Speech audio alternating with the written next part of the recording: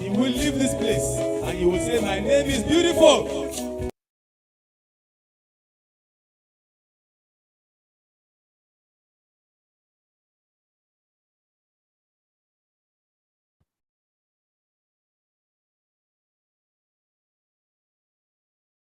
We are here today to honor and to have a dialogue with the singer, songwriter, music composer, band leader, poet, and author known as Beautiful Nubia. His birth name is Olusegun Akinlolu, but his stage name is Beautiful Nubia. Why so? Beauty there stands for spiritual elevation and a quality of spirit emanating from the most powerful values of African culture. And Nubia is the name of a great African kingdom here standing for the best Africa has to offer. So this multi-talented creative aspires through his work to generate values which emanate from the heart of Africa, and from there radiate to the entire world. And in order to achieve that, he draws profoundly from the vision, the culture, the folklore, and the language of his native Yoruba language, translating this into a musical vehicle that is able to reach the entire world. The primary medium for his activities is known as Beautiful Nubia and the Roots Renaissance Band, which is quite widely regarded as Nigeria's foremost contemporary folk and roots music ensemble, with songs and albums that have achieved cult status among a global fan base. His songs unify beauty and vision, philosophical and deeply moving songs built on rich folkloric traditions and native wisdom, yet projecting a universal vision, trying to ignite a society defined by love and tolerance, and yet fueled by the potency to defend one's rights across the world. We have with us a trio of scholars who are going to engage with this multi-talented creative. He shall be dialoguing with Dr. Temitope Fagunwa, who will come first, Professor Tunji Aziz, and Banin Er. Dr. Temitope Fagunwa is a Marxist historian whose focus is on African economic history. And in that capacity, he has founded various institutional organs in pursuing this vision. At the same time, as well as being a scholar, a political activist, he is also the lead vocalist, composer, and tenor saxophonist of the Aluta Band, an Afrobeat-based music band. Professor Tunji Aziz is a professor of theater, film and cultural studies, a leading scholar, a versatile writer, a content developer, and a director across the stage, screen, and radio in Nigeria and Europe. He has worked for the BBC Media Action, films production, among other initiatives in different parts of the world. He's bringing to this interview today decades of experience in terms of practical activity on stage in various media, as well as depth of grounding in the aesthetics and the philosophy of art, with which he will engage with Beautiful Nubia as both a philosopher and a vocal artist. Banin Er is an author, producer, and guitarist whose work focuses on contemporary music in African diaspora. He traverses all of Africa across 25 countries, doing research ceaselessly and given birth to 4 books in different genres of African music and African verbal creativity. He has reported on global music, different parts of the world, and has produced over 120 one-hour programs. He has contributed to a number of international publications, all discussing African music within a global perspective.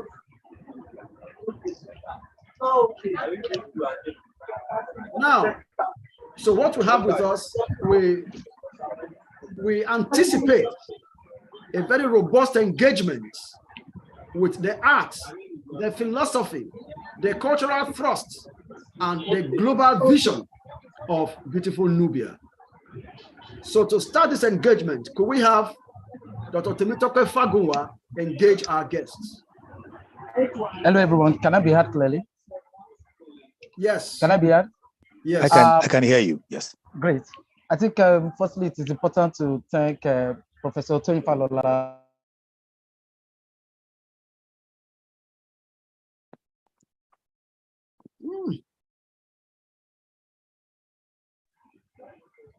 Hello, can I be heard?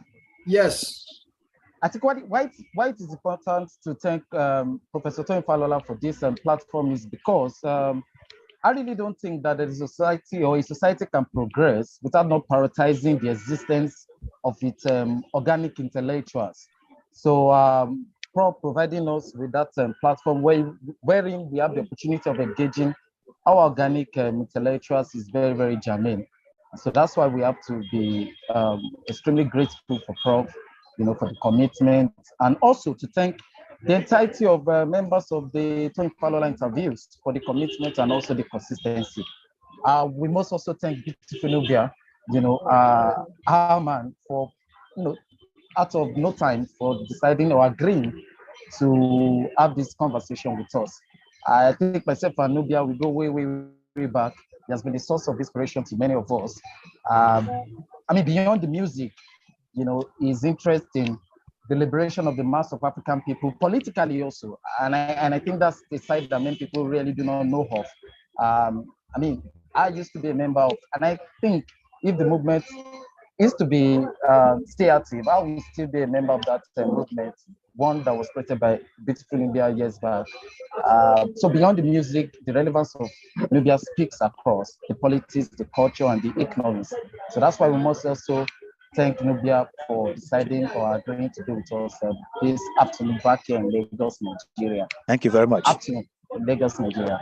And Nubia, it is also to congratulate you for the recently released album, Olumuyiwa. It has been on our playlist all day, great tracks, and we're saying that more power, more energy to you, more knowledge for this. Thank you. For this, for this release. Nubia, to begin the question, assignment, I think it is not gainsaying.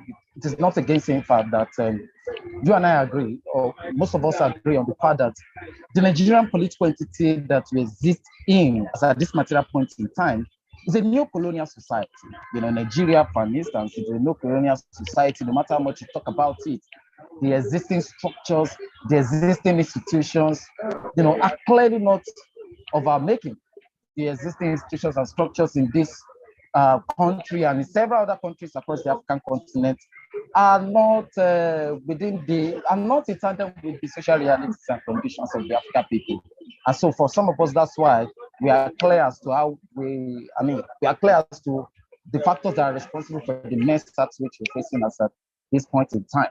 So maybe if you understand this reality, that the African continent is a neo-colonial continent, Nigerian society is a neo-colonial society, I really want to ask, these institutions that are not of our making, these structures that are not of our making, are they in any way affected the entirety of what you are doing, particularly the music? If indeed these structures, these institutions, more than not have been affecting the entirety of what you have been doing, is there a way at which, or has there been ways at which you have been, you have been attempting several mediums to, overcome the challenges of what a neo-colonial society can be like? Okay, well, I hope you can hear me. Very well. Okay. Well, thank you very much, Temitope. I do hear these kind of questions all the time. You know, how the environment in which we operate in Nigeria, not very similar for other sub-Saharan African countries. For a creative artist, it can really be stifling. It can really be it can be something that will make you not want to do it anymore.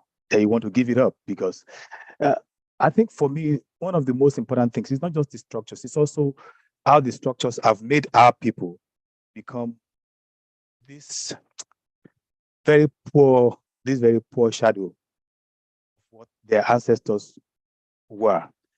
We're at a point where, you know, you feel like you're saying things and it's just like bouncing off a wall, and you're not getting the response you would expect to get from the mass of the people.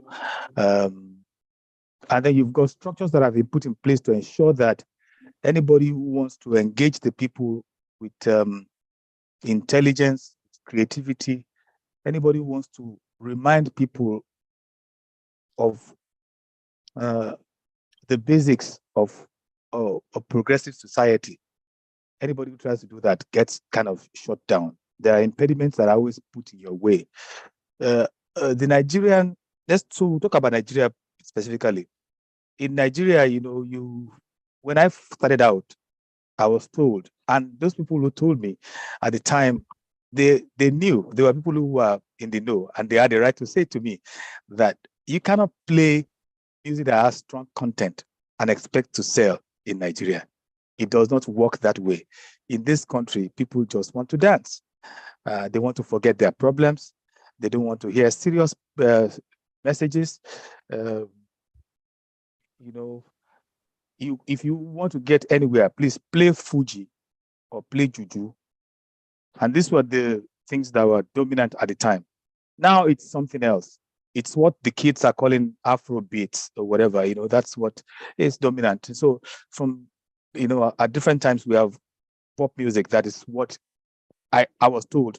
This is what Nigerians like to hear. They don't want to hear serious music.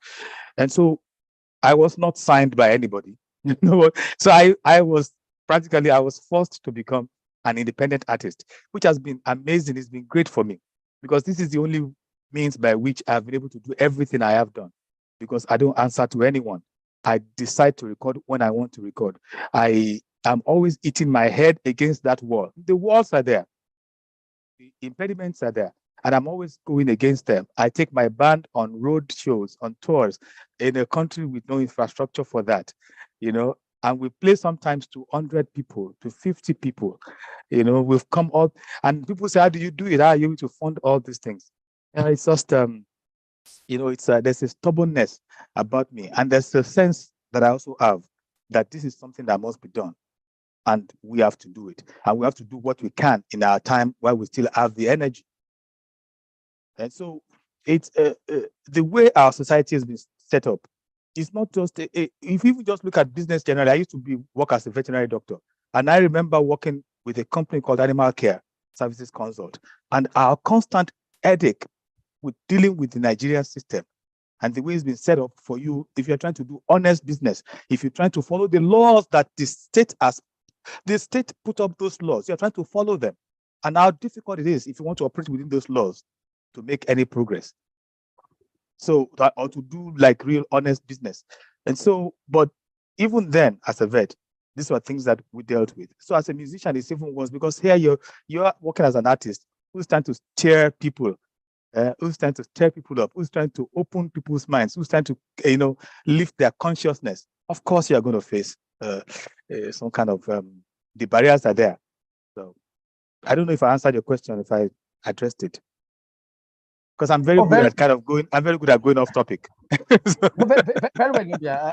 I mean, you have been able to hit, you know, the nail on the head. I mean, so what that would be is that you are in total agreement with the fact that art cannot exist independently with politics. If I mean, if that is correct, that is, you cannot really delineate between the existence of art and politics. And so, if, as you have said, and I think we are in agreement with that fact, does that really means that you believe so much in the existence of good art and bad art? And if you believe in the existence of bad art or good art, is it so imperative for an artist to be revolutionary, both in and out?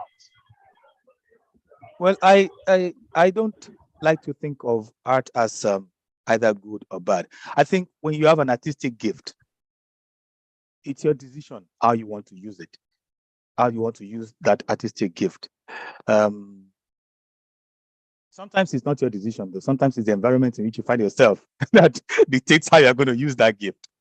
But I consciously decided, right from when I was a kid, when I was aware that I had this gift, I consciously did, and I wrote it in my book. Like my diary when I was 13. I'm going to use my music to lift my people, to heal the people, to energize, to strengthen the people, and now I call it a tool of mass sensitization. I call some other forms of music tools of mass distraction. I'm not trying to insult them. You understand? There's music as an art form that we can say, well, and then there's entertainment as music. And many artists can choose to use their music to entertain the people. It's one of the functions of art. You can use it to entertain the people. You can use it to teach the people. You can use it to guide the people, and you can use it to show the people a path to development. All that is there. It just depends on how you want to use it. So I don't look at what we can say is bad is how you deploy it. Deploy it. For example, say you want to sing, do a song, and you don't even know how to write a song properly. You don't have the words. You don't have the mastery of the words. You don't have that poetic tool. You don't have it. You're not really a student or a master of melody. You don't have to put a song together. And I've seen many people, because people come to me all the time to say, can you produce me? I believe I'm an artist. I believe I can do this. And I'll be like, yeah, from what I've heard, I don't think so. I can say, okay, this is bad music because it's bad. No, one is badly produced. Two, to be honest, I don't know if you should be. I don't know if you're a musician. I think you are trying to be one, but you want the fame. Maybe you want the money you're attracted by, but you don't really have.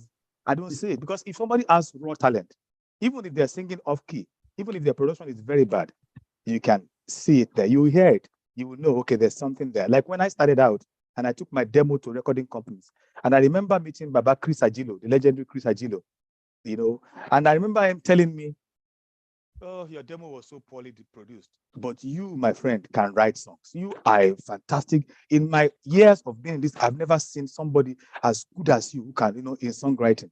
And he said that to me in 1994. So you could see that, even though the demo wasn't great. So but if somebody comes to you and you can say the demo is not great, he can't really sing, he doesn't even know how to use words, he doesn't understand melody, that is bad. Then you say, okay, I like that. My friend, this is not really. But when somebody can put together something, whether we agree with you or not, and in it he says, go kill them, go kill them, go kill them, and it's putting the beat and everything. Yeah, you can say the message is bad, but it's still hard. And I wouldn't call it bad art. It's just what it is. It's how you deploy your tools, your talent. I consciously chose to use my music in this way. And I do not like to compare and say what I do is superior to this or to that. What I do is just what I do. It's what I chose to do. It's if I couldn't play music this way, and I've said it many times, if I couldn't play music the way I'm doing it, I wouldn't do it. And I always tell people, don't forget that I was a very comfortable, well-to-do veterinary doctor before I started playing music. Even though I was a musician before I became a vet, I could have stayed doing that veterinary medicine. At that time, 29 years old, a millionaire in Nigeria, you know what that meant? At that time, not now that million is nothing in Nigeria. At that time, I had money, I was doing very well. My future was very bright. I took all the money I made to start my music. Yeah, and that's what I did. That's what for me. That was the plan. So I could have stayed in business because I wasn't a vet that was just injecting drugs in the clinic. I was doing marketing, business, importing, exporting, all kinds of stuff. That's what I was doing. So I think I could have stayed doing that, made money, be comfortable. But because I wanted to play music for a purpose that was higher than all this, bigger than money. For me, music is a tool for opening eyes, is a tool for helping my society find itself. We are such a lost people. Terribly lost. Even the ones who think they know do not know. Even the experts who carry titles in Nigeria do not know. And that is the biggest shame of it. You go on Twitter now, you see how they're all talking. And there's a lot of talk in that country. People talk. You know, you cannot say anything, because the moment you talk, they will tell you they want to add their own, because everybody is an expert in that country. And that is why you cannot make progress, because we cannot all be experts. We cannot all be the ones who know. And we cannot turn everything into an argument. You cannot tell Nigerians, this is the way forward. They will say, hey, I think I have this one too. Let us put yes. And then you achieve nothing. Because ultimately, the greed and selfishness that has been the bane of our people for so long comes to the fore. In everything we try to do, the greed and the selfishness. And so that's why anyway, I'll talk about that later, but I came up with something which is drawn from our traditional. And when you talk about revolution now, I believe in the revolution of the mind. This is where the real change.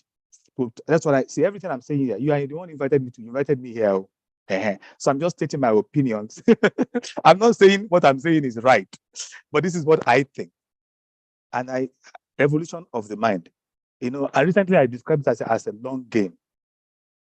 It's like you have a house, say you have this house. You can see that it's rickety, it's falling apart. And some experts come and tell us, you know what, if you don't fix that foundation, that house is going to fall. But then there's a lot of voices saying, we don't have time for that. We're just going to keep patching it up, patching it. We're going to put a little poles there and there to hold it up. We're going to paint it. We're going to change it. And they're going to keep doing that. That's what we do every 4 years. Or in some places, every 5 years. You're patching it up. But the root of the problem is there. You're not fixing that problem.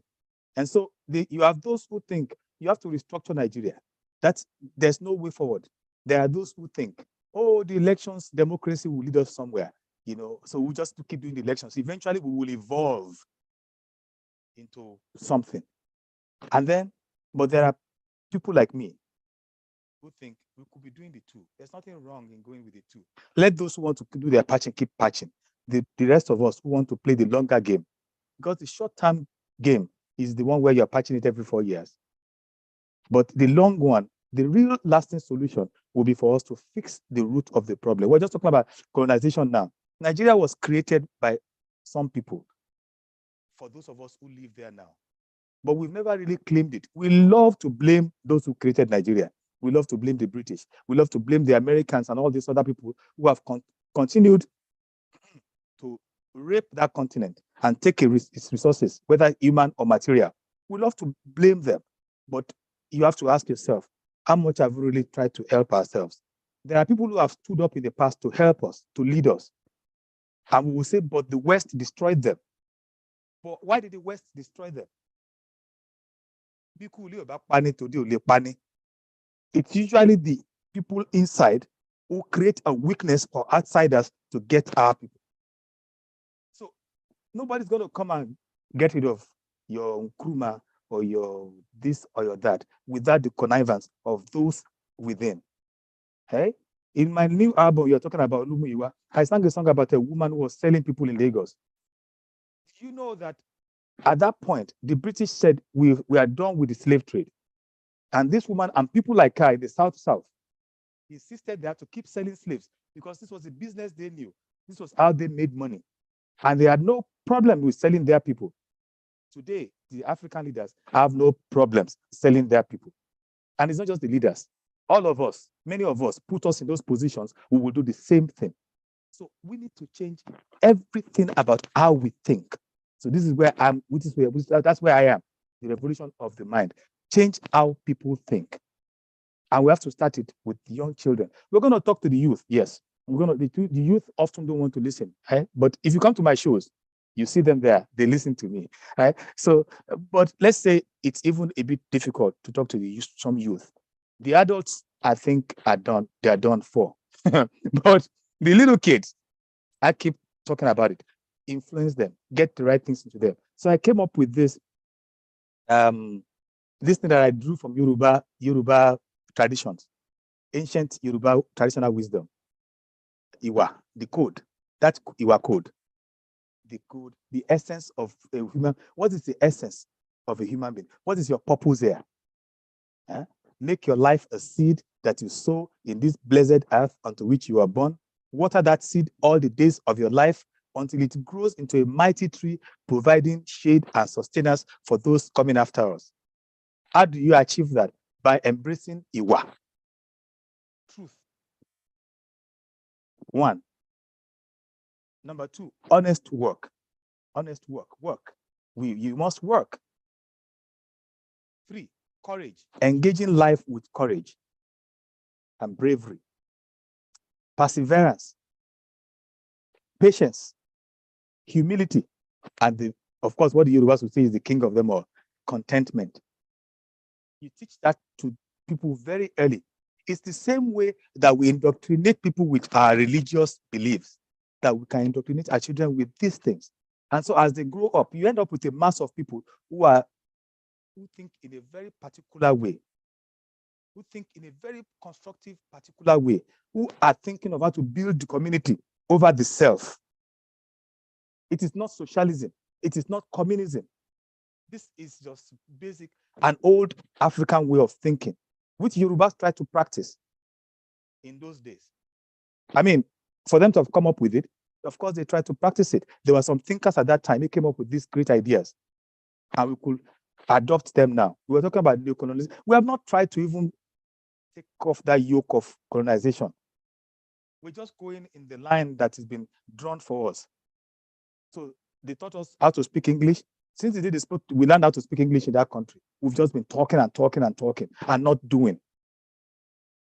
And there are people who have tried to do in the past, but there was a government, say, for example, in the southwest of Nigeria, that they had their faults. But in the 50s, there was one particular government that did try to do a lot of things for the people in healthcare, in agriculture, in education, particularly in education, to lift the people. But do you know what? Of course, we conspired against them. We'll find a way of bringing down anybody who tries. But maybe the time was not right then.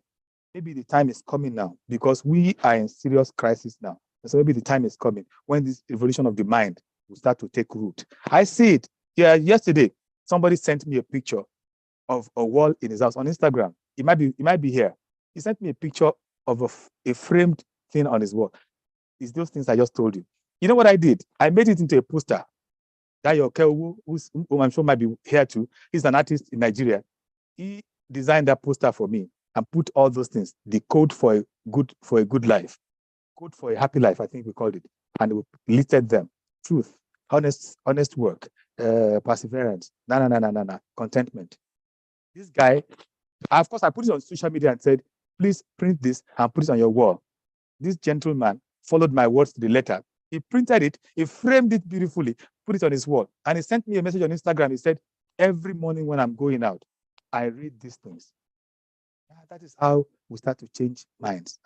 And hopefully, maybe in 20, 25 years, we can have a different society, a mass of people who are thinking in more progressive ways. But you see, we don't want to wait 25 years. That's the problem. We want to be able to stand on the same pedestal as the British and the Americans and be equal. But you have to do the work. That's it. I'm done with that one.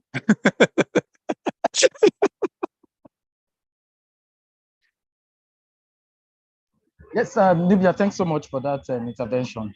But let me just ask personally, on the basis of what you've said, your interventions, are you really trying to excuse the European nations, particularly the Western nations, the imperialist nations, from the ongoing calamity we face across the Black world, across the African continent. I'm asking this question because, of course, you said that Tikuleo Bakpani, Tita Pani and all of that. But what about situations where the imperialist nations themselves, have worked their fingers to the bones to penetrate some countries within the African continent, and create chaos and, render the economy of the country useless, like the situation in Libya, under Muammar Gaddafi. I mean, the Western nations, did the number in that particular country. I really don't see much of, Tikule Bapani, I mean, within that context, really, because for some of us, we are clear that the, problem of the African continent is also tied to the, existence of these Western nations who are really interested in making the vast resources of the African continent. They come in different guise. They come through the, agents of the International Finance Capital, the IMF, World Bank, and all of these countries. So I'm asking really, on the basis of your intervention, by saying that the problem looks more internal than external, could it be that you are in a way excusing, the Western nations from their crimes, from their, inhuman crimes of over 500 years? And I'm asking this question again because you made reference to the slavery, that there was a particular woman, by my guess, that should be Tinubu, Madam Tinubu, who was involved in the Atlantic slavery in spite of the abolition of the 1806 by the British. But I want to ask again that the British started this, the European nations started this inhuman trade in the first place. Or this human, in fact, for some of us, we're having problem in calling it trade. They started this inhuman engagement. They started it. So if you are going to, if you're going to have to cancel it, you started it to force the mass of the African people into this inhuman engagement. So if you're going to have to, abandon it, if you're going to cancel it, also the cancellation is based on their own selfish interest. So if you're going to have to cancel it, if you're going to, abolish the Atlantic slavery, could it be possible for you to, consider the fact that the mass of African people that you are forced into this so-called trade are into it already, so that you begin to look at where do we place this blame in actual fact? I mean, my point is that can we really excuse these European nations, from the crimes at which they committed? No, we cannot. We cannot. And I wasn't saying that at all. I didn't say, I wasn't trying to exonerate them or make excuses for them. I didn't even talk about them that much because we already know books have been written, everything has been said about that part of things. What I'm talking about is there must be that self-awareness. I remember once I was talking to some people and I said, as a conquered people, and somebody said, how can you say we were conquered? I said, but how do you get liberated if you don't absolutely recognize your state, accept your state? So this is where we are. We are a conquered people. We are a people who have lost an identity now. Absolutely. And so how do you find, then you have to do like what you call a serious self-examination. And we are not, what I'm saying is we are not really doing that. If you start examining the self, you realize that even the Libya you're talking about, there were people, local Libyans, who are used for this process, right? Because they too wanted whatever Gaddafi had. There were people there who had been coveting whatever he had for a long time. Whether, I'm not saying whether it was, I don't know whether it was a bad model. That's not what I'm talking about. I'm talking about just on paper, on the surface. We don't know what anybody was there for, whether people were there for oil, whatever. That's what the media says. I don't operate on what the media says. But just let's say, on the basic information that we got, that there was a man, they wanted to get rid of him. These people wanted to get rid of him, right? These people wanted to get rid of him. And then they used his own people against him. They came with whatever they had. They gave, but it's still the people they're going to use. When the Europeans came to Africa, the Europeans weren't, I don't know how much research people have done, because Baba Falola is a historian. and I'm sure there are other Australians who are here. They've done all this research. Whether they can tell us if at any point it said that when they came to Nigeria, they were coming to colonize Nigeria. That wasn't the idea. It was our people. I mean, even them trying to get slaves from the south, because I've read a lot of these kind of stories. Even them trying to get slaves from there, they didn't even try to go. Initially, they were on their boats, just getting the slaves. And then they started building little factories on the land. And then eventually, they started. It's our people that made it possible. So the fact that we need to build a people who love their community, who want to go and undermine their own leaders, people who are trying to do something for them, who are trying to do something good for them. That's what I'm talking about. I'm not talking, see, the history is already there. We know that even up to now, if you want to lift yourself up, if you try to lift yourself up, if you try to build the Congo, make it strong, stop all the wars in the Congo, make sure that blah, blah, blah, blah. The ones who want those minerals they're getting there for free, the ones who they will keep making sure that the conflicts continue. But the people who are making the conflicts in the Congo continue are not just the Europeans or the Chinese. Our people are involved too. But our people are the ones who are closest to this. They're the ones who should, I think if you really want to say you are an upstanding, proud people, they should have to kill the last of you before they can get those minerals. We don't see that. And we've never seen that. We always see our people chicken out for their own personal interests and their families. It's always about you and your family. As long as they settle me and I can take care of my family and my progeny, my grandchildren, my great-grandchildren, they'll be fine. You don't care about the other people's great-grandchildren. So this is what I'm thinking more and more about us. The other thing, yes, was done. Somebody started the slave trade. Somebody created the business. Somebody has now said, I'm stopping it. Why are you not stopping it? You African person. Why are you now saying, you white man, you have taught me how to love slavery. Now I want to continue. I don't want to stop it. Why would you do that to your own people? To your own people. You have no milk of human kindness inside you. See, this is self-examination now, self-excoriation, where you sit down and ask yourself, what is wrong with me? Where is my so-called African pride? Why can I not be a person of principle, of high tastes? Why am I a slave to what I eat and to sex and to drink? Because even some of the people there that we call big leaders who talk about all these theories, who write all these books, they are just like that. You give them a chance, give them a position, give them some money, give them drink, give them jewelry, give them women, and they're done. I don't buy anybody telling me he is revolutionary. I've seen it all before. What I want to see are those fruits inside you. Are you a truthful person? Are you honest? Do you actually do honest work? Huh? Are you somebody who has shown me through your own life, through your lifestyle, through the things you have done? Can you write a book about your life and tell me how you made it? Because all of them have made it in Nigeria. I keep waiting for their biographies. I want Dangote to write the biography, how he made those billions. They can tell us. The man I worked for at Animal Care, Dr. Olatunde Agbato, I'm saying he's dead now. I mentioned his name now. I knew how he made his money because he was never eating. And he never became super rich because he never could do those things that other people did. But he still became rich in that Nigeria. Took loans from the central bank, took loans from whatever. We were servicing loans. Sometimes we would go and take loans from the Union Bank to pay salaries. I was involved in it. But there were times when he couldn't pay salaries, and we'll go and take a small bank loan to pay salaries. But in the same time, there were other people building businesses, making billions, and we can just go in. And they're the ones who come and start telling us about European this time. But you go and check what they have abroad. You go and check what some families have abroad. And how some families own half of Nigeria. I don't buy all these excuses anymore. I think if we really want to make progress, we have to focus on ourselves now. We have to turn everything.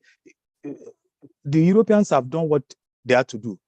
And, I don't really blame them, because I don't know if the tables were turned, if we wouldn't have done the same thing. A lot of things we blame people for. Maybe it's just human nature. I'm not saying it's from maybe it's just human nature. Maybe if the tables were turned and power was in the hand of these other people, and they had all the guns and everything, maybe they would have done the same thing. Maybe. Because even before the British intervened in Yoruba land, they were busy fighting for power there too, weren't they, amongst themselves? So I think we need to start. Maybe this is the age when Johnny Astrop of Mono was saying, you know, Mono, when he was saying the age of consciousness. Maybe this is the real age of real African consciousness now, that we need to start turning the beam of light on ourselves and see how we can change ourselves to build strong communities that are beyond the self, the individual.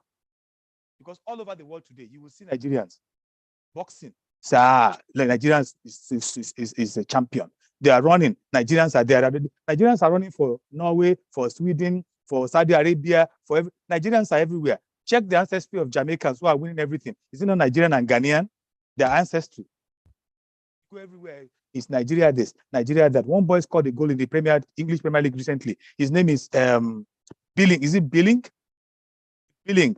And I was telling my son, Philip Billing, he must be English.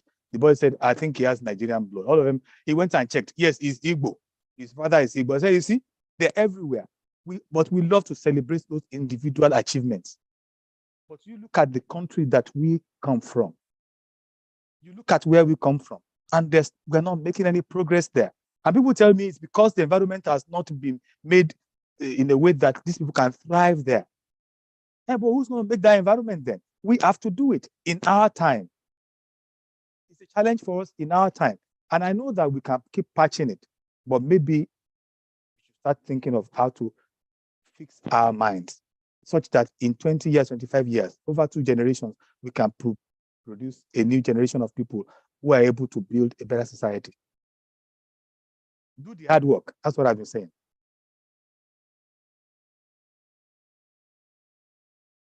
So I hope Temitope got that. I'm not exonerating anybody. I'm not making excuses for anybody. I'm just talking about ourselves. It's us that I'm concerned about. Very well. But I mean, before going into my other question, I would just like to say that I really don't think that in the history of invasions, and we can check it out in whatever society, there hasn't, or you would not find a class of collaborators. People don't really get to understand this. It is a fact that before Hitler could do what he did in Germany, there were some elements that were collaborating within, even within the Jewish community. So so that we understand. So that is very, very pertinent. And so that is where you have to work on the people. Absolutely. We cannot keep saying because these things repeat in history that it is not possible to change things, to change society. Right. See, we have to be leaders of innovation now. Innovation in science, yes, they're doing it, but innovation in human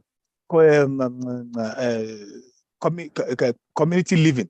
Innovations in social living, social arrangements. Africans were at the root of it. I mean, I remember when I read a book years ago, when I was 10 years old, I read about, that's why I thought, that's the first time I heard about Nubia. That's why I ended up with beautiful Nubia, But I read the book about Egypt, and they mentioned Nubia in the book. And it was about how these people had highly developed social systems and everything, where there was no homelessness. It's one of the earliest on record, one of the earliest societies that took care of its own. It's possible to have that kind of innovation where you don't have enough of a mass of people who will betray you. When you're talking about some Jews betraying others, you have to have a sizable number of them. How do you get that sizable number? Absolutely. You have to build our people to the point that you cannot have that sizable number of betrayers. It is possible.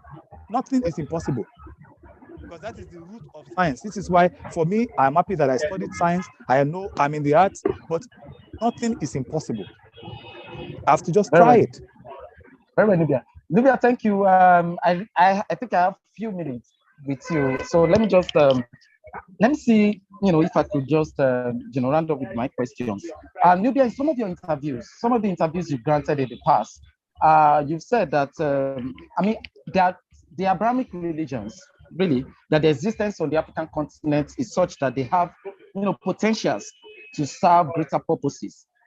that the Abrahamic religions, and by Abrahamic religions, I mean Christianity and Islam, that indeed there are some dividends, there are some goodies in these religions that the African people can deal with, that it's not totally correct to say that the Abrahamic religions have no relevance, to contemporary African society.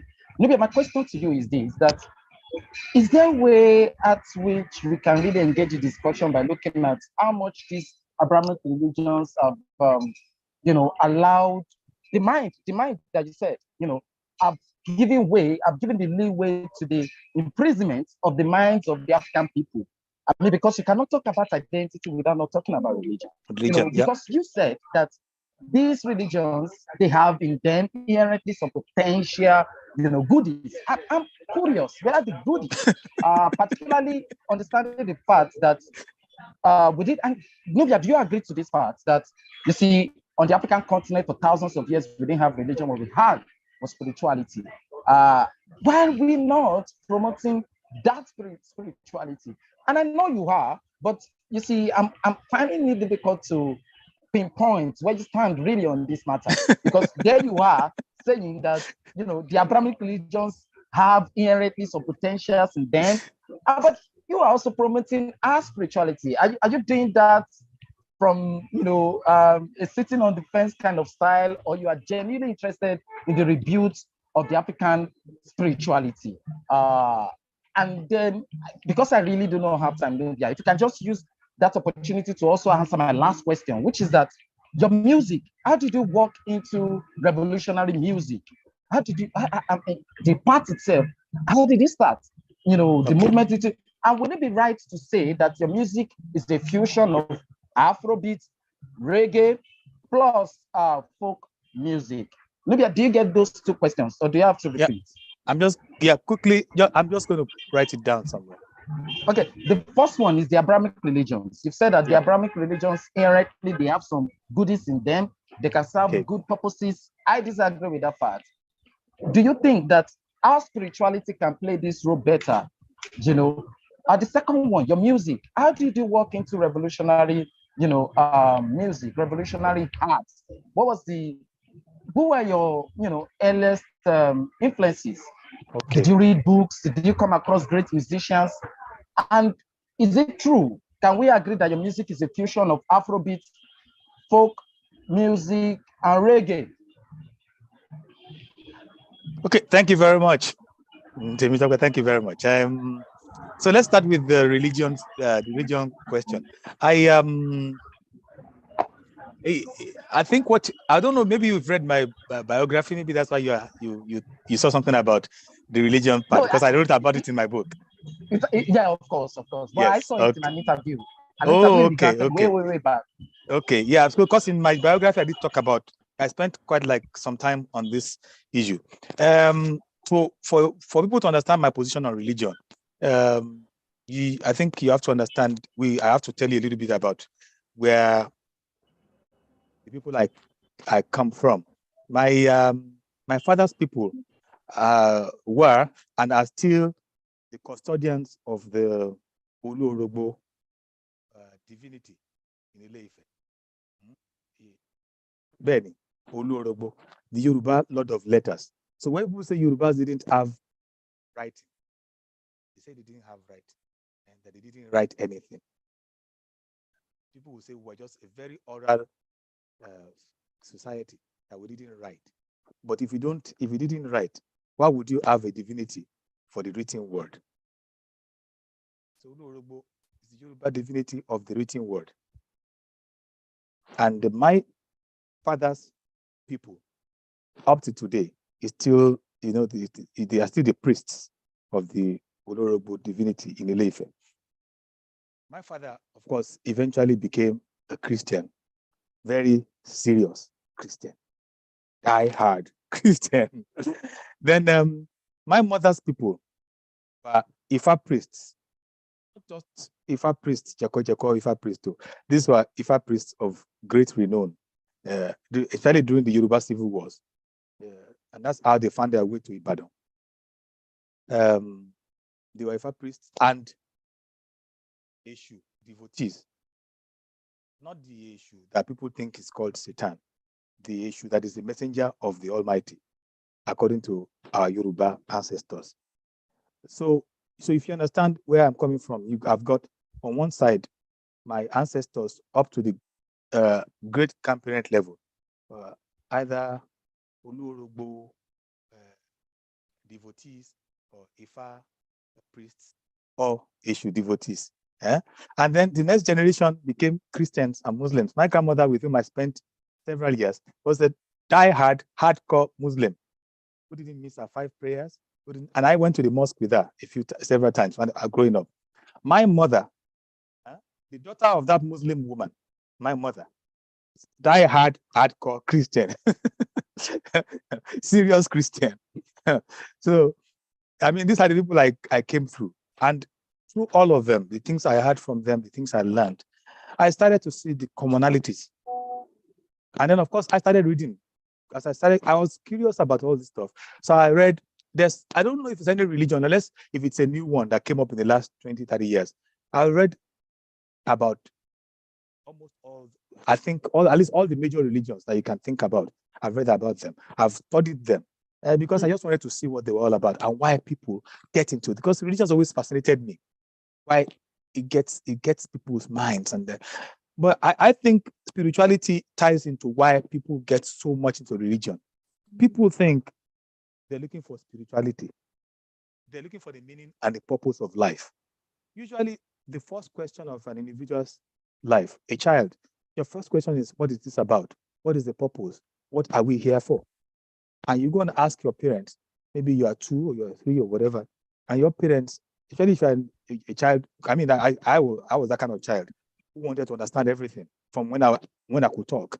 And you ask questions and they'll tell you, your mother, if she's a born-again Christian, will tell you from the point of view of a Christian, this is what you are here for, to live a life, serve God, so that you can go to heaven.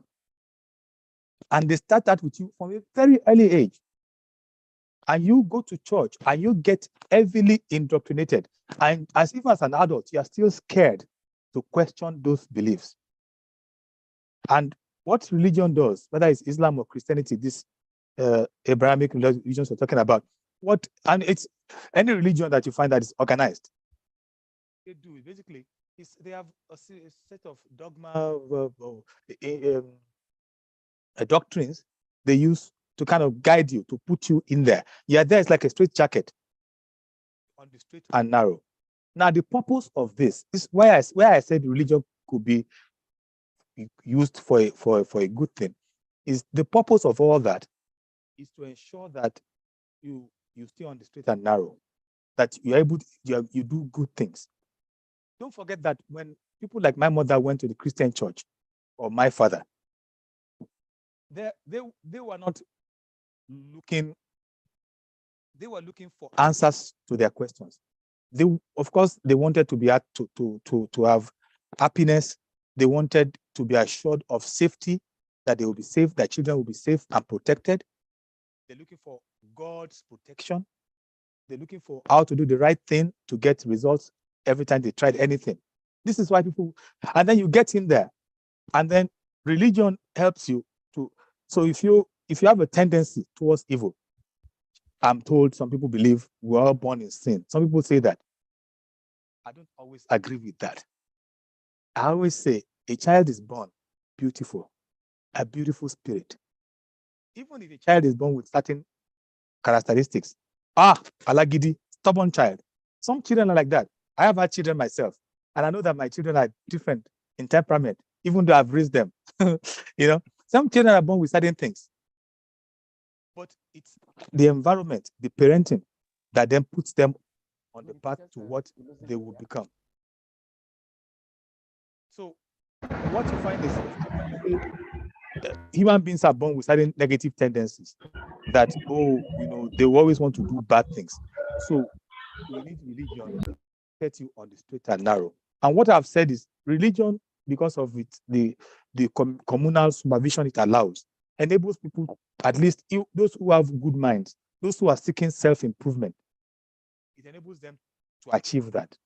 So in a way, religion at its most simple form, can serve the people. When somebody said it's the opium of the people, many people look at that thing as a negative. I look at it as a positive. What does opium do? It calms you. It makes you, it sedates you. It kind of takes away the wildness in you. It takes away, but it also takes away your desire to question things. And that is the aspect that is negative. But generally, as something that sedates you, that makes you a little bit calm, that you can then learn how to love your neighbor. You can then learn how to. But you know what is wrong with religion is that it then gives power to certain people to use their followers. So everywhere you go, it's not how religion itself. It's not the religion itself. It's the human beings who run these religious organizations, who then know they have power over all these people, who then use this power to extract money from them, who then use this power to push them in these wrong directions. And you see it with the Islamic cleric. The more firebrand they are, the more you know something is not right. You see with the Islamic cleric who tells his followers that any other person is evil, is an infidel. Oh. Not really true to his religion.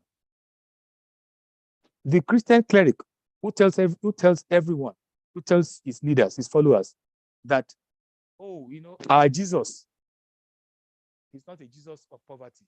He's a Jesus of wealth, he died for us so that we can be wealthy. But, in truth, the Jesus is talking about, the part in the Bible that is recorded about Jesus, was that the Jesus said, what is recorded in the Bible, in the book that they carry on the pulpit, is that in actual fact, every Christian should try to live as simply as possible. That the more material wealth you acquire, the less godly you are. It's there. But they're not going to preach that. They're going to preach prosperity. They're going to try to push their people in a particular way because of the power and the wealth they want. So this is where religion starts to destroy our people. And of course, when people get so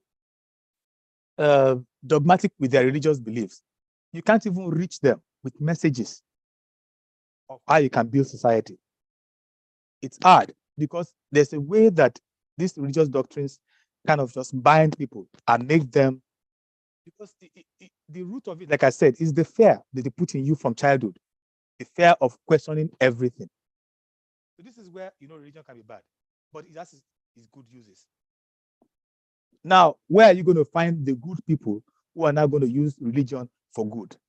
I remember when my mother was still alive. My mother was a Christian cleric. And when she was alive, she used to tell me, any church where there are lots of people, they are telling them lies there. The church that's preaching the truth, which is the truth of the same thing that you find that I just listed in the traditional beliefs, that thing, the Iwa code. Any church that preaches that. And the early churches preached it. I, as a child, went with my mother to a church that preached that. When I was a child, I went to church with my mother. I don't do any religion anymore. And people know that. I'm not into any organized religion. Right? I'm not into any, I don't do organized religion. But I went to church with my mother. And I still remember. They never, ever once talked about you becoming wealthy or anything there. It was always about how you should be honest. You should be truthful. You should work hard. If you don't work hard, you cannot eat. So these were the things that I was raised on in the Christian church. But it's all changed now, hasn't it? And the same thing with Islam. Has it not changed? And so I don't know if we should be focusing too much on religion being our enemy. I think we need to focus on ourselves more, fix ourselves. There's a lot, and using traditional wisdom, we can do that. Thank you very much. Beautiful Nubia. Yes. Forgive me for having to interrupt you at this point. You have regaled us with a magnificent summation of your artistic, political, philosophical, and spiritual vision, which has enabled you to rise from Nigeria's difficult conditions to illuminate this country, Africa, and the rest of the world. You have particularly demonstrated the timeless value of Yoruba philosophy of being, Iwa, in terms of the emphasis on essence of expression, the essence of a person as different from their externalities. And you want to project this idea of who you are as different from what you possess as a demonstration of spiritual value. We would have been happy if you could go on to further engage Dr. Fagunwa's questions, but regrettably, we have to perform the not very pleasant task of having to interrupt you. Please forgive us. No, it's fine. It's fine. So that others may also have a chance to speak and our other guests who are listening to us may not become tired. Thank you very much. Now we shall have an announcement from a member of the team organizing this beautiful experience, Mr. Olusegun Akinlolu.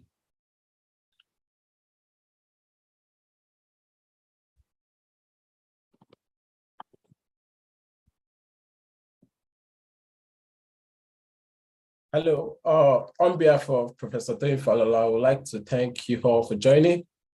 It's been a wonderful session. We have great people on the call. Because of time, I will not mention our names. And we would like to appreciate all our media partners, because currently as we are on Zoom, we are using a technology called Restream to show this live on various channels. So as we speak, we are currently on 7 television stations, stations. We are live on Tunde Kelani channel. We are live on Alaroye. And as we speak, we are live. We are being watched by over 2.7 million people across Facebook, YouTube, Instagram, and Twitter. So as the number increases, I'm going to bring reports for you all. Once again, we appreciate you for joining us, and thank you for listening. Thank you. Thank you very much. Now we shall move to Professor Tunji Aziz. Prof, could you share your wisdom with us in engaging our esteemed artist and author?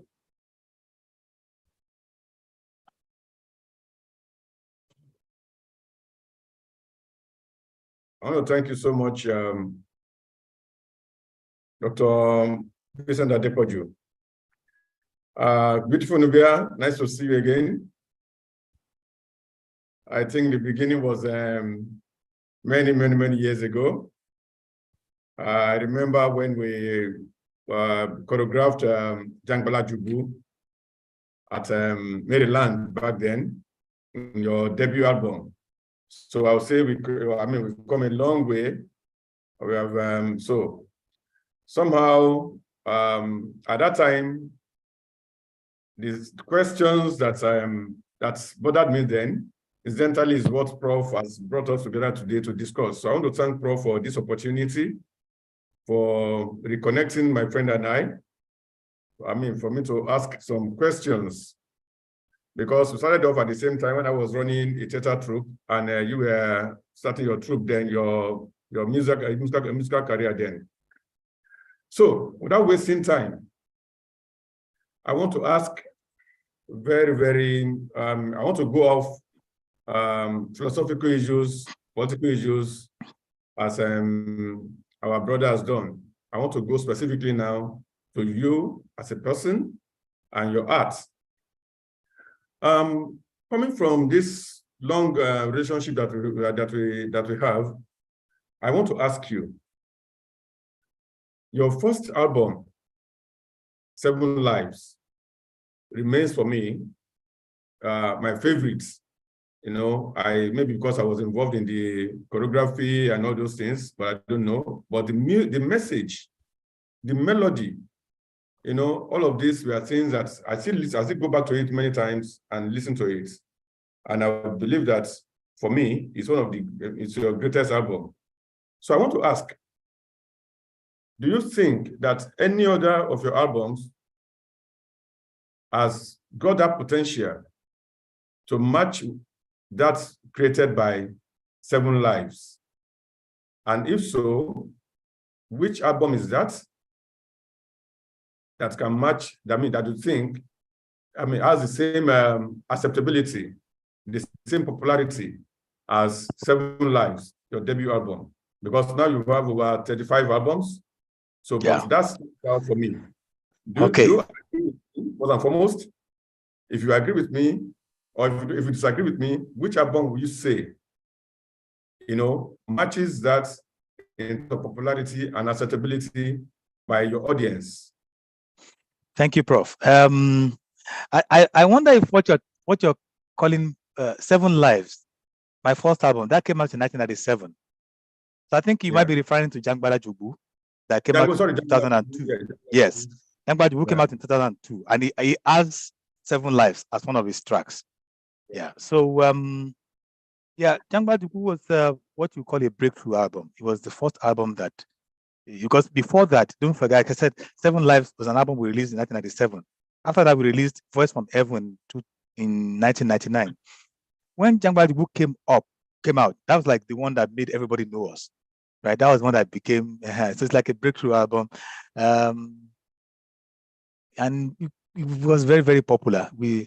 But after that, we've produced other albums that have been equally popular. There was 2006 Fere, which has some very popular songs like Tablestone, Ikoko Akufo, all those songs. And they're from Fere. So this was very, very popular, and big seller too. Very, very big seller, Fere. Kilo Kilo from 2007 was a very big seller too. And that one has songs like Kajoma Shepo and Kilo Kilo and Je. Those who follow our music intimately, they will be nodding their heads as I'm mentioning these albums. For a lot of people who came in contact with that breakthrough album, Jangbala Jubu at the time, there were many who perhaps didn't then continue to follow the music, to engage with the music, because because I always like to say an artist has a breakthrough album, and that might be the one that everybody gets to hear about and know. But then you have a hardcore of fans who then keep following you, who know everything about you, who know even when the next album is going to come out before you yourself seem to know it, and then there are people who basically after that first album, it's not that they've switched off, but you are not really their primary artist that they like, right? So they just, if they bump into news about you here and there, then they may not really know about this. But if you come to our shows, you will see our audience. They know all these albums. Another I don't like to compare my albums because they're part of a continuum. They're part of something that is like it's something that you've woven together. We cannot separate them and say one. And they were not really made because I've never ever made music with commercial considerations in mind. It's always been about, I have something to say, put it in this album, put these songs together, get them out there, So, but in terms of popularity, I mean, some of them have been more popular than others. Some, so Fere was very big, Kilo Kilo. Then Iriajo from 2010, that was a very popular album too. Iriajo Omo, Seun To Se, has Kurumi. He has a lot of songs. Every election year, people start to talk about the Kurumi song again, Then there was Soundbender from 2015. That was another very big album. You were very popular album too. And then Huru Hara, the one that came out just 2021, that was that's still out there. So I would say it's not one album. It's it's a continuing story. So and the fans love all of them. I can't really say Jangbala Jubu Jangbala Jubu was the breakthrough, was the first one that most people knew. So okay. Well, we can debate that, continuously, but maybe because that's my own favorite. Any days, I never songs there are solid.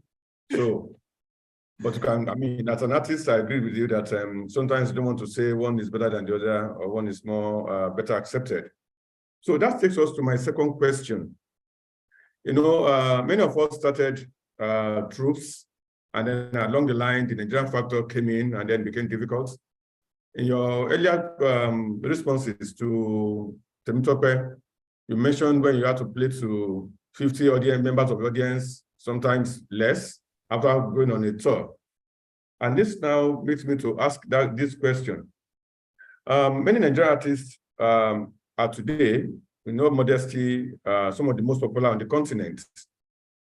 Talk about Burna Boy, talk about Naira Marley, talk about Wizkid, Tems, and the rest. Now, all these people enjoy global recognition. I want to ask you now. You'll be on the scene on the scene. Sometimes, for some of them, we are not even born then. Some of them were toddlers, and they, attend this global recognition. Burna Boy will be playing at UEFA Champions League and the rest. As this popularity of these younger people playing Afrobeats, have you been tempted at any time to say, I wish to switch from what my brand of music, to a music that will be globally, so I can make big money. Globally, no, not just money now. Give you that recognition, if you are in Canada, you are in Jamaica. No. No. For me as an artist, it doesn't work that way. So what has been your mainstay then? What has sustained you from going that direction? Because with artists begin the way you began. And then at the point in time, I don't want to mention artists now, but we have them who began singing, a type of music, and then they found out that no, this is not working because, as you said, Nigeria is an environment where people, they want to make money, they want to live well. So if you have not been tempted, what is that thing, or what are those things that have kept you to say this is the brand of music I'm going to stick with? Yeah, I've never been tempted because when I started out, I knew what I wanted to do right from the outset. I wanted to, like I said earlier when I was talking to them, I wanted to play music that will lift my people, that will embolden them, that will strengthen them, that will heal the people, that will show them the path to happiness and the path to strong communities. This is what I wanted to do. And I'm not the only one who tries to do these kind of things. All over the world, whether you go to the US, to Canada, to the UK, you will see artists who do this kind of stuff. They're not making money is not the primary motive. It's getting the message out. It's getting the music out there for an audience that will embrace it, that will really, really, really value it. I don't, like when they say, don't listen to the noise of the market. When you do this kind of thing, you don't listen to the noise of the market. You just go and do what you have to do. And there's an audience that's listening to you. There's a need there. There's an audience. So if you didn't have an audience, then maybe you will pack it up and say, okay, let me go and start selling mats or something in the market, But because it's an audience and it's a dedicated audience and they're always there, and you make enough, keep yourself going, to keep your band going, to keep your music going, and then you're not. I don't look at the pop music market. That's not what I'm into. And like I just said, in many countries, you will see, even say the US, that people want to go to the US and win Oscar, Grammy and Oscar and all those things. But even in the US, there are a lot of American artists who cannot do what I do, who you don't hear about that much, but they're there and they have huge followership. And when they go on tour, people come to watch them, but they're not pop artists. And so this is the kind of person I am. Okay.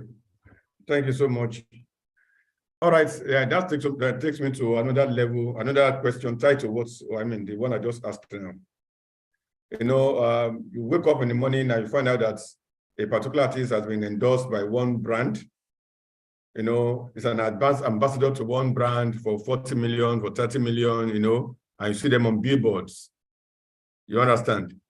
Now, in your journey of over almost 3 decades now, have you been approached by any brand to say, we want to endorse you, we want you to be our face because of what you do?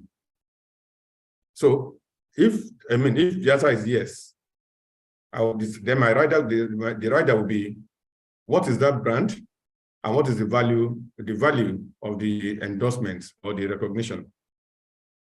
Yeah, This is not going to. It's going to be a very simple one. The answer is no. So,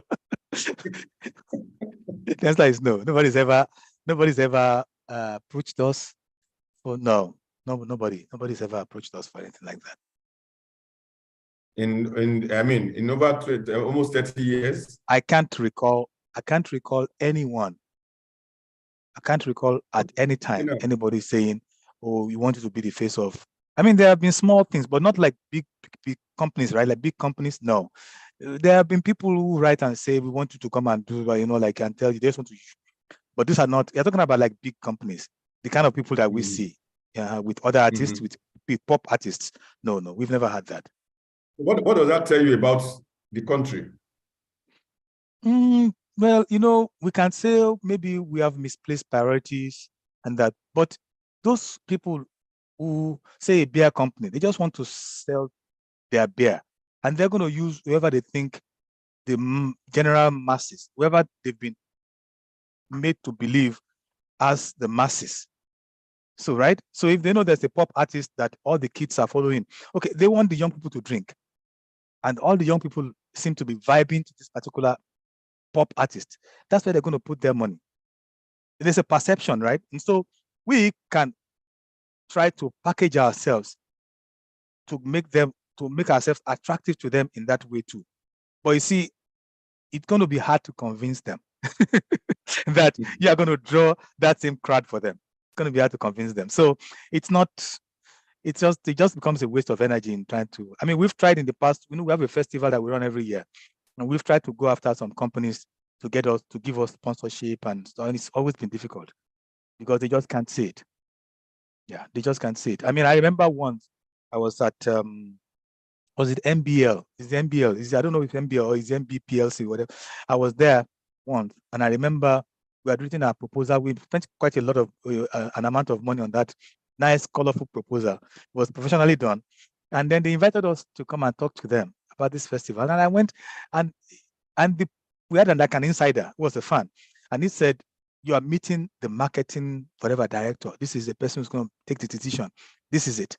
So we went there, and then the man said, "I'm sorry, but I don't know you." And I said, "Well, if you don't know me, at least maybe you will know my music." So right there in the boardroom, I got up and I started singing for him. And I sang Owuro Lojo, and he said he had never heard of that song. He said he had never heard it. And I sang him 7 Lives, which is a song that several generations of Nigerian youth have used now. I've been using for emboldenment, for strength, and this man was much younger than me. He said he had never had 7 Lives. So then I said, okay, well, I know, looking at you, you are a ladies' man. I'm sure you will know what you're feeling. He said he didn't know I sang it. He said he had never heard it. So he said, maybe if I don't know you, what about the other people who are who are in the festival, the other artists? So we started going down the line. So I said, Jimmy Sholanke. He had never heard of Jimmy Sholanke. I said, Chris Ajilo. He had never heard of Chris Ajilo.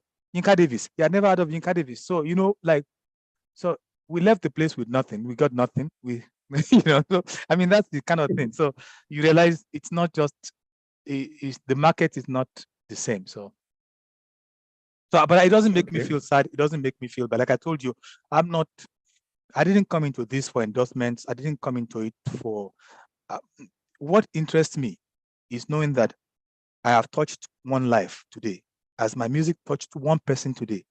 And will that person become a disciple for the messages? That's what interests me. Okay. Thank you so much. The next question along the same line. So if you have not gotten endorsements, if it's been difficult to get people to buy into your music, so what has been paying the bills? This music has been paying the bills. We have so many albums out there. People buy them. People buy our albums. They buy our albums. In actual fact, you might find that some of the big names in the pop, in the pop business, their audience they listen to their music for free here and there. With my music, you have to pay to listen most of the time. The most money that we make now is coming from Apple Music, where people download. Our own kind of fans don't just stream. They want to own the music. It's a very personal. We have that kind of hardcore group of fans who insist on buying. Our fans are still buying CDs. Some of them are 19 years old. They're still buying CDs because they want to own it. They want to feel that, and then you come to our shows. You see them. Sometimes 500, 800, 1,000 people out there, and they've paid money and they spend money there. They buy my books, they buy our CDs, they buy our T-shirts, they buy all the things that we're selling there. And so it's not, and if you know how to live within your means, I am what I preach. I am a work in progress. I'm not a finished work yet. But when I tell people to be truthful, I try to be as truthful as possible. I am a work in progress, and I try to do everything. So when I talk about contentment, I am the poster child of contentment. I learn to live within my means, and I'm always happy with whatever I have. I don't peep over the wall at what other people have. I don't. That's not my thing.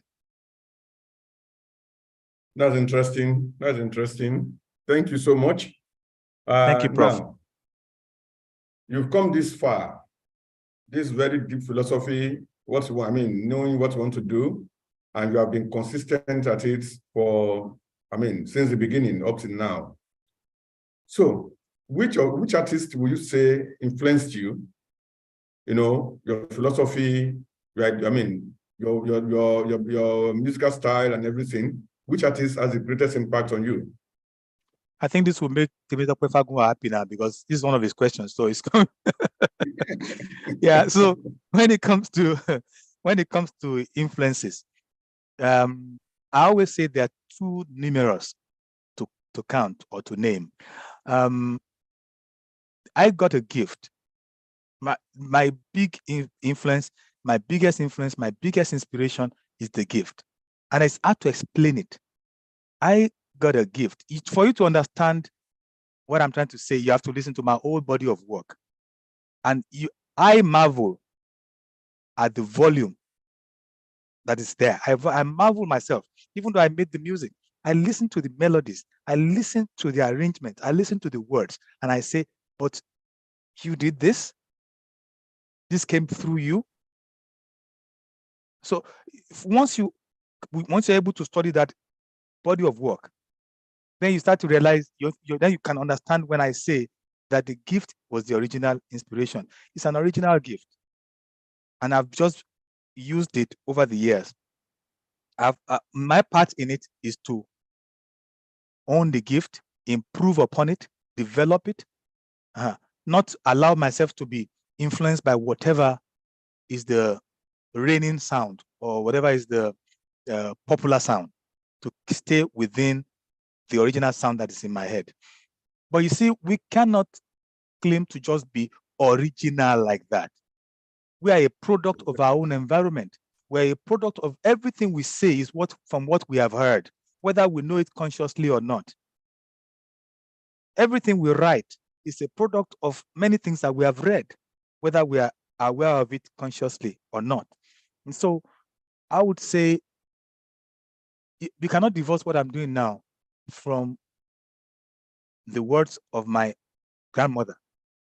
My mother was the first songwriter I knew, So my mother's words, my grandmother's deep traditional words, and the people I wanted to be like at the beginning. When you are in Ibadan, there are these people who go out at the weekend with Dundu and Shekere. And as a child, I thought this was the height of music. I thought, as a child, I really thought this was it. And so if I was listening to my earliest influences, these are the people that I wanted to sound like. In actual fact, when you listen to Wuro Ojo, when you hear the guitar at the beginning of it,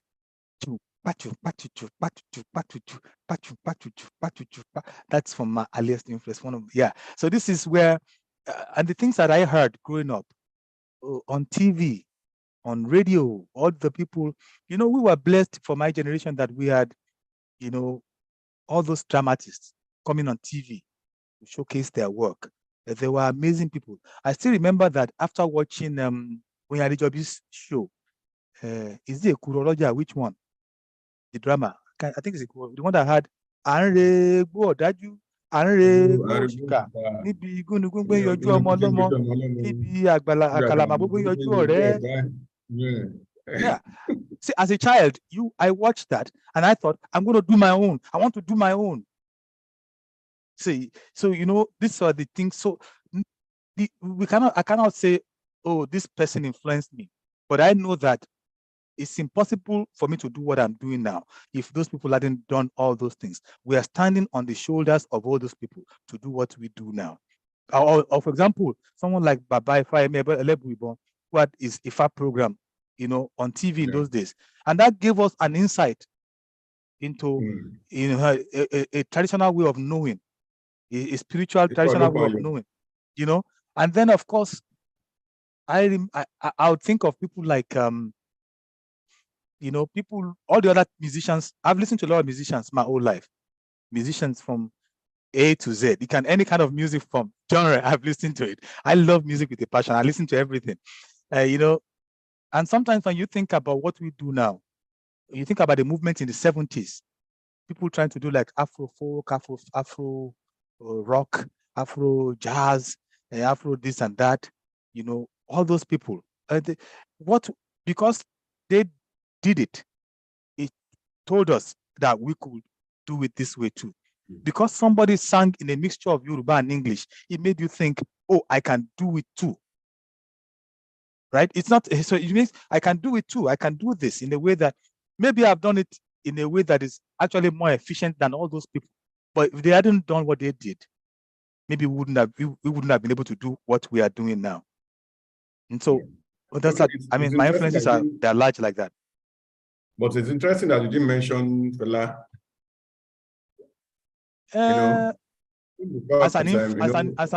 He's one of many. He's one of many. I wasn't really a fan of Fela's music I was a fan of Fela as a person who put his shirt like that and spoke against authority. That's what I liked. I wasn't really. Many Nigerians lied to themselves. In those days, how many people were Fela's fans? They were all listening to Fuji or Juju, to Ebenezer Obey and Sunny Ade. Who was listening to? How many albums was Fela selling? My father owned the music store. We sold Fela's album. We struggled to sell them. But Nigerians, once the white man said Fela is great, they all say Fela is great now, and they're all following. And because the West, once the West said, this man is your greatest musician, they're all saying he's their greatest. But how many of them actually? Even now, how much of his music is played on radio? How many people can actually stand Fela's music? Because Nigerians don't like a lot of that instrumental stuff, right? In my music, they complain, Nubia, I just had your new album. One of them, you didn't even say a word. You just play instrument. They still say it up to now. They wanted to say words, right? And so I like to cut through people's hypocrisy. That whole. I liked Fela. I liked some of his stuff. Like I told you, I love music generally. But what I loved Fela for, at a point I was called Young Fela self. When I was a kid. Because Fela to us at that time represented the sense of freedom, to be free, to speak truth to power. And so that's, for me, that's more like what I liked about him, not just the music, but there are people whose music that I liked a lot, like someone like Tunji Ilano. Tunji Ilano, or someone like, I talked about Johnny Astrop. He didn't make a lot, but there were a few songs that he made that I liked. I loved the Ligado Sisters. I love those. Yes, I mean, there were groups like that. Osibisa, and of course a lot of other people from outside Nigeria. I've always been what you call, I'm a sponge. When it comes to music, I just take it all in. So, but I cannot tell you. I've never been mentored by anybody. I've never studied music under anybody. I've just always done my own thing. So. Okay. Very quick one. Now you mentioned YouTube and other platforms where your music is selling. Does it not? I mean, what would you say to the fact that we do not have an indigenous African platform where artists can show? I mean, can put their work, and then where people can reach them?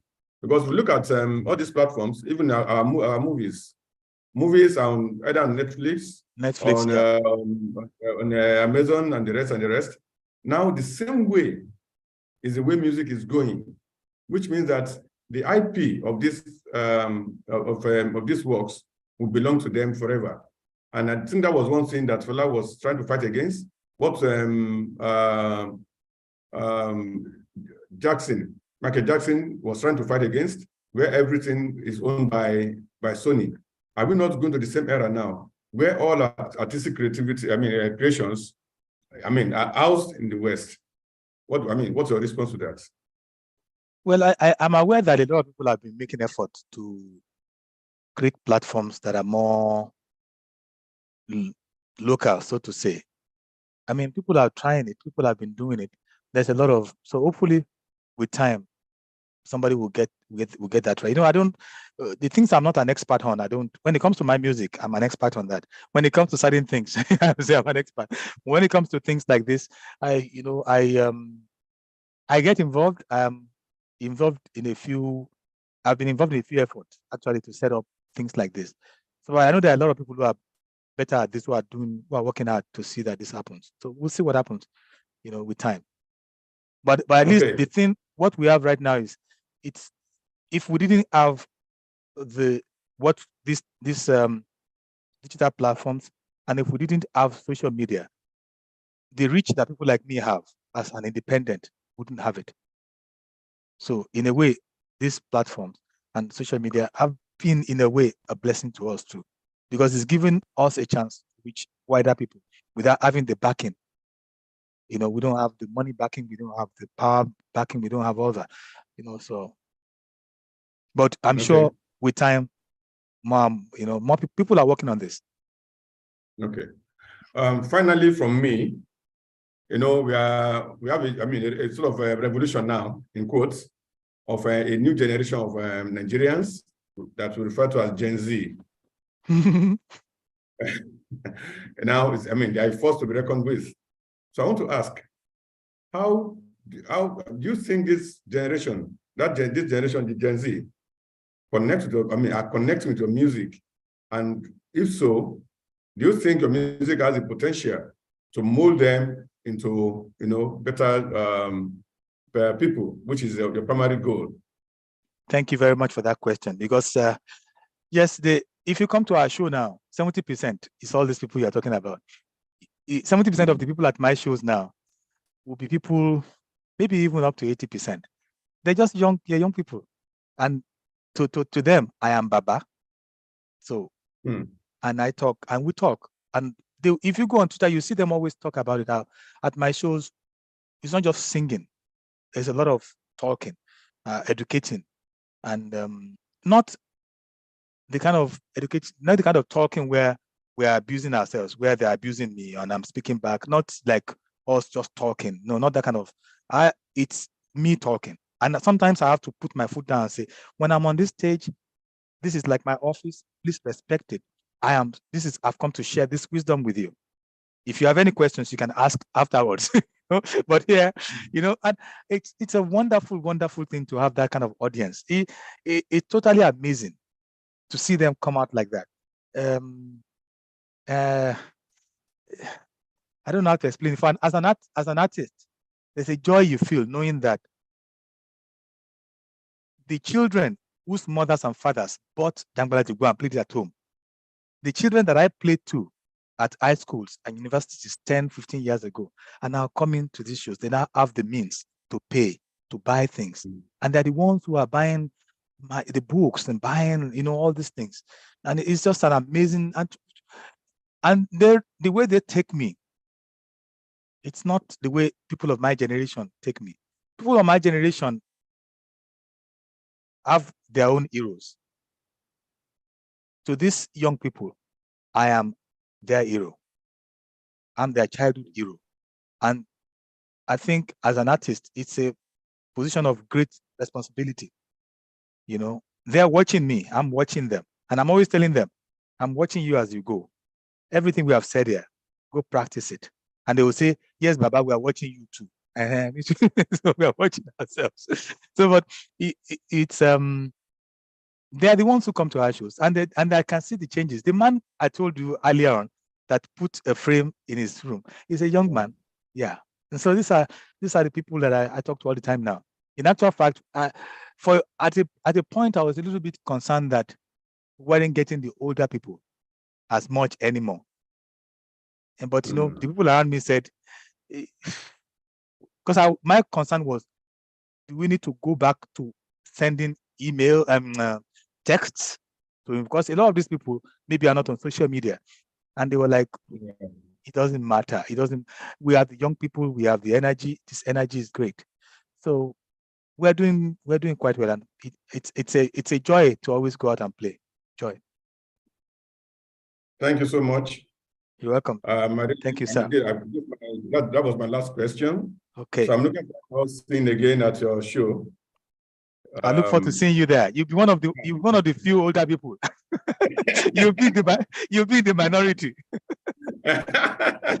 We'll be together then. So far then. So that's fine. Thank you so much. Thank you, sir. Thank you. Okay, thank you very much. That was wonderful. We have been taken through an exploration of beautiful Nubia's artistic trajectory and artistic vision, the relationship between his message and the lure of money, and how he embodies values within these tensions. Thanks, Professor Tunji Aziz, for inspiring this journey through beautiful Nubia's mental and professional landscape, taking us from history to the present. Now, could we have the privilege of having Banin Air engage with our illustrious guests? Thank you.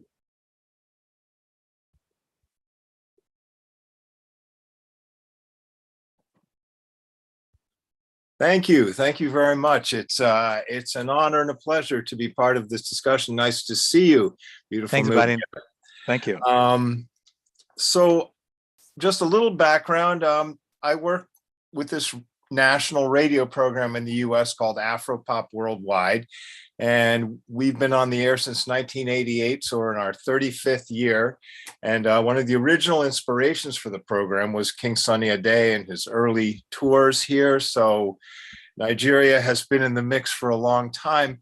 I only actually went there myself for the first time in 2017. We spent a month there and did a lot of research in Lagos, with Juju and Fuji musicians, and covering the explosion of Afro beats that was all around us there. And we also went to Port Harcourt and did some research about Rex Lawson and the war and that whole history. And then we went up to Kano and sampled the music of the film industry there and the whole issue of hip hop and censorship. It was very fascinating. And near the end of the trip, I was back in Lagos and in the Jazz Hole, in a venue I'm sure you all know well, and speaking with Kunle Tejuosho, and I said to him, well, who are artists that are really sort of bucking the trend and singing conscious music? And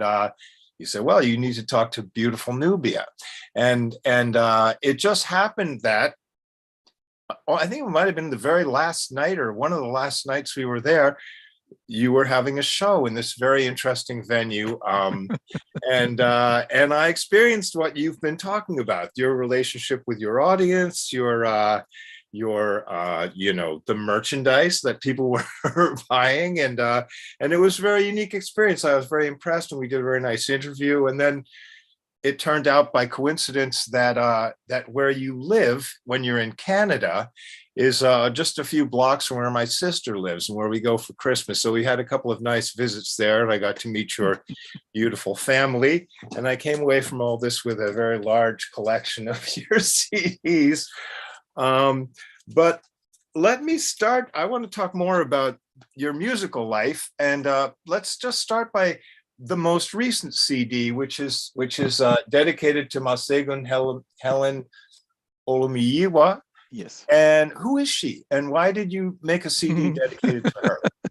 This is that all our pictures everywhere. Eh? Well, my mother was the first songwriter that I knew. She, like I said earlier, our ancestors on one hand were on one side were Ifa priests, on the other they were Eshu devotees, and then our own mother became a Muslim, very devout Muslim, and I lived with that woman, my grandmother, and then, but my mother, because our father was a Christian anyway, she became a Christian and very hardcore Christian. So as a child, I remember at church, when she would take us to church, they will be doing this plays. And it's, I'll say, very small. But somehow my mother had a hand somewhere. She was directing the plays. And I wondered why she had this key role. So one day I was going through, because she used to have this candy. My mother had this, she, and she would and she knew I like to steal her things. So she would hide the sweets all over the place. So one day I was kind of rummaging through her wardrobe trying to find the sweets. And I found this book, this notebook folded up. And I opened it, and there I could see plays. So I started realizing, okay, this is the play they performed at the church festival 2 weeks ago. Okay, so she wrote it. And then I started seeing songs that the choir had performed as special numbers at the festival. She had written them. So that's the first time it came into my consciousness that, okay, somebody writes plays, and somebody writes songs, something called a songwriter. And I asked her about it, and she said she wrote these things. Okay, but she never really sought any personal glory with it. She didn't want people to give her credit. So the church never said, oh, the song we're singing today is written by this woman. No, they never said that. In actual fact, some of those songs, people took them and recorded them, because that's the nature of the gospel music in Nigeria. People go to a church, they hear an original song, they go and record it, and they become known for it. So she was, as a child, my mother was everything. She was everything. She was the center of my world. In actual fact, to get me to go to school was a big job, because I didn't want to go to school. I didn't want to leave my mother's sphere of influence. I wanted to be around her. We were very, very close. And she sang all the time. My mother, if you saw her and the church was like a stage. The church was where she performed, not at home. At home, my mother was always mother or my father's wife. She was always, but at church, I mean, sometimes when in the later years, when she had my parents had broken up, and I would want to go visit her or find her, and I'll be going towards the church. And if I wanted to know if my mother was there, I just had to listen to the singing.